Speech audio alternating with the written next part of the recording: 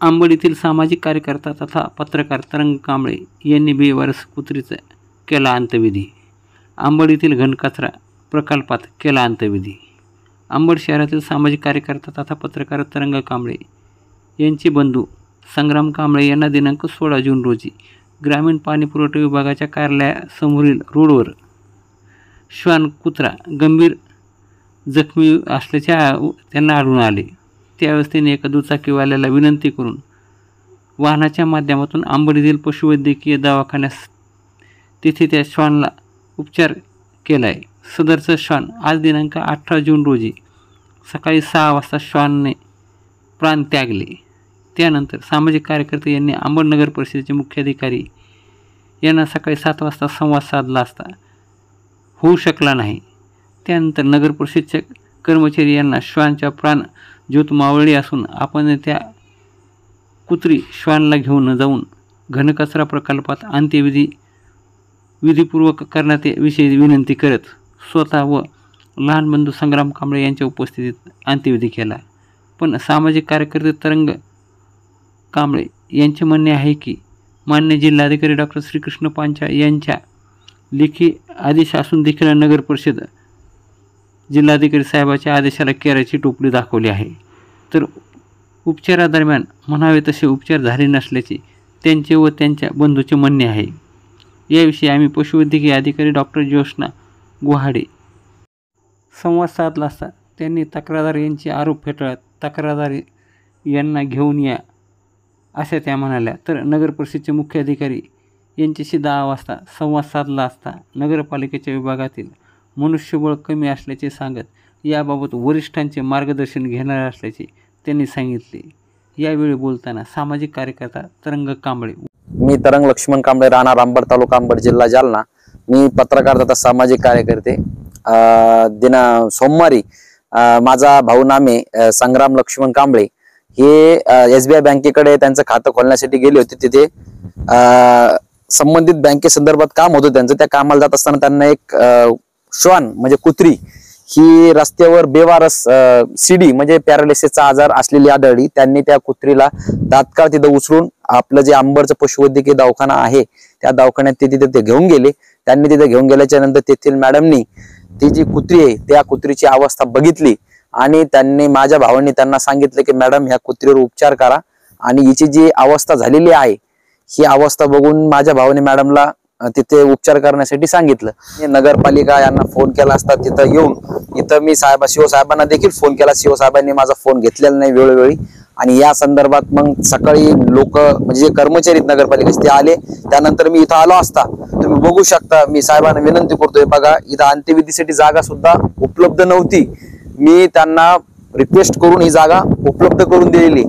या संदर्भात मी माननीय जिल्हा अधिकारी साहेब जे आहेत यांना मी तक्रार दाखल केली होती. त्यांनी त्या तक्रारीची दखल घेत जे पत्र आहे ते बघू शकता. त्यांनी मला एक पत्र दिलेलं आहे. हे पत्र देऊन म्हणजे कमीत कमी हे पत्र 23/5/2025 रोजी काढलेलं आहे. हे पत्र देखील आहे. मी पत्र देखील देतो तुम्हाला.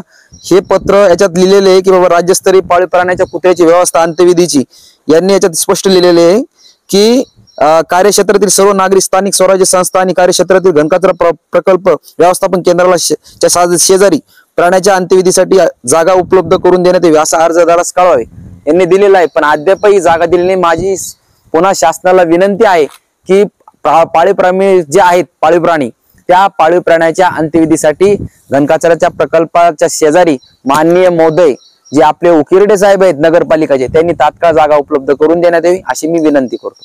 म्हणजे पाळीव प्राणी सर्वच वन्य प्राणी कोणतेही प्राणी जे समजा शहरात किंवा आजूबाजूच्या परिसरात हो सर्वच प्राणी उंदीर कुत्रे मांजरे सगळं जे असतील पाळीव प्राणी असतील गाय सगळेच कोणते प्राणी असतात हो व्यवस्थासाठी सेवागृह जे काही नियमानुसार आहे हो ते मी तर वेळोवेळी पाठपुरावा करते. गेल्या अनेक वर्षापासून मी पाठपुरावा करत आहे.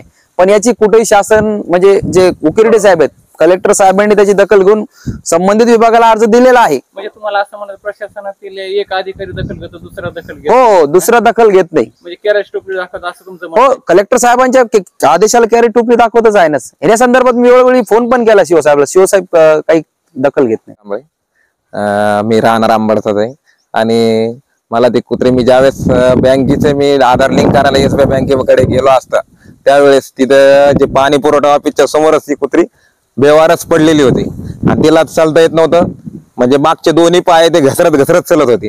तर ती आणि खूप आरडत होती ती, ओरडत होती ती. तर आपल्याला ते चांगलं वाटलं नाही मला. मग ते बँकेचं काम सोडून मी काय केलं, पहिलं तिला मग एक जण गाडीवर आला, एक जण आणि एक जण आल्याच्या गाडी थांबवली. गाडी थांबवल्याच्या नंतर मग काय केलं, त्या पोतं वगैरे टाकलं, पोतं टाकून त्याला उचललं आणि पहिलं दवाखान्यात घेऊन गेलो. दवाखान्यात घेऊन गेला असता त्यांनी मॅडमने सलाईन वगैरे लावली. सलाईन लावल्याच्या नंतर त्यांनी इंजेक्शन पण दिलं. इंजेक्शन दिल्याच्या नंतर ते म्हणे की तिला सीडी झालाय म्हणे, ते पॅरालिसिस काहीतरी असतं ते कुत्र्यांचा रोग. तर ते झाल्याच्या नंतर ते म्हणे की हिला घेऊन जा आणि सकाळी घेऊन या म्हणे. पण ते म्हणे की वाचणार नाही म्हणे कुत्री. त्यांनी एवढंच बोलले ते आणि ते म्हणे उद्या सकाळी घेऊन या म्हणे. मग त्याच्यानंतर पण ती कुत्री काय व्यवस्थित म्हणजे त्यांनी उपचार पण केला नाही, फक्त तेवढी सलाईन आणि तेच लावली. ती 20 सलाईन अर्धीच लावली त्यांनी, पूर्ण सलाईन होच दिली नाही. त्याच्यानंतर मी घरी घेऊन आलो. घरी घेऊन गेलो असता तिला दही भात चारा सांगितला होता त्यांनी, दही भात वगैरे चारला तिला. पण ती तरी पण ती त्रस्तच होती ती कुत्री. त्यानंतर मग त्यांनी म्हणजे औषध गोळ्या वगैरे काहीच दिलं नाही त्यांनी. प्राणनाश कधी मावळतो? एक आज सकाळी समजा 18 तारखेला सकाळी गेली ती. ही घटना कधीची ती तुम्ही उचलली ती घटना कधी? 16 तारखेची सोमवार होता त्या दिवशी. आणि मी दवाखान्यामध्ये घेऊन गेलो बघा 12 साडेबाराच्या सुमारास, 11:30 12च्या सुमारास घेऊन गेलो. डॉक्टर कोण होते? संबंधित डॉक्टर तिथं लेडी डॉक्टर आहेत बघा, त्याचं नाव वगैरे नाही माहिती.